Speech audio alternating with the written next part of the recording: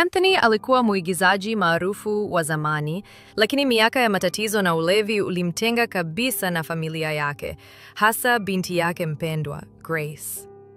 Baada ya miaka mingi ya kutokuwasiliana, Anthony alipewa nafasi ya kurejea kwenye uigizaji, nafasi ya kurekebisha maisha yake na huenda kurejesha uhusiano wake na Grace. Lakini filamu aliyopata ilikuwa ya kipekee, ya kutisha, ya kishetani, na kwa bahati mbaya haikuwa ya kawaida. Kile alichodhani ni maigizo kiligeuka kuwa uhalisia wa kutisha. Katika siku za mwanzo za kurekodi, Anthony alianza kubadilika. Sauti yake ikawa nzito, macho yake yakawa mekundu, na alionekana kuzungumza na kitu kisichoonekana. Grace, aliyekuwa akijitahidi kumkaribia baba yake tena, alianza kuhisi jambo la ajabu. Mazungumzo ya ajabu usiku, vyumba vikitetemeka, na baridi isiyoelezeka ndani ya nyumba. Hatimaye ukweli ulijitokeza. Baba yake alikuwa amepagawa na pepo mwenye nguvu, Moloch, ambaye alikuwa akitumia mwili wa Anthony kuleta hofu na mauti. Grace, akiwa na hofu lakini mwenye imani, alikumbuka mafundisho ya imani ya utotoni. Alijizatiti na msalaba, maji matakatifu na mistari mitakatifu ya maandiko.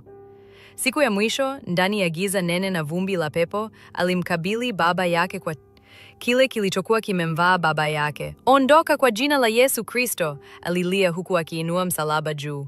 Kisha kilio cha kishetani, sauti iliyochanganyika na ya baba yake na kiumbe cha kale, kilijaza chumba. Ukuta ulipasuka, taa zikazima, lakini Grace hakuacha. Aliendelea kusoma mistari takatifu, machozi yakitiririka, moyo wake ukijawa na upendo na hofu kwa wakati mmoja. Hatimaye, kwa mwanga wa ghafla na kimya kizito, Anthony alianguka chini. Akiwa hajitambui, lakini mwenye amani. Pepo alikuwa ameondoka. Grace alimkumbatia baba yake, machozi ya ushindi yakimtiririka. Ingawa walipotezana kwa miaka mingi, sasa walikuwa na nafasi ya kuanza upya. Si kama muigizaji na shabiki wake, bali kama baba na binti waliounganishwa tena na mapambano ya roho za giza. Mwisho. Subscribe kwenye channel yetu kupata simulizi kama hizi kila siku. Pia comment umejifunza nini kwenye simulizi hii.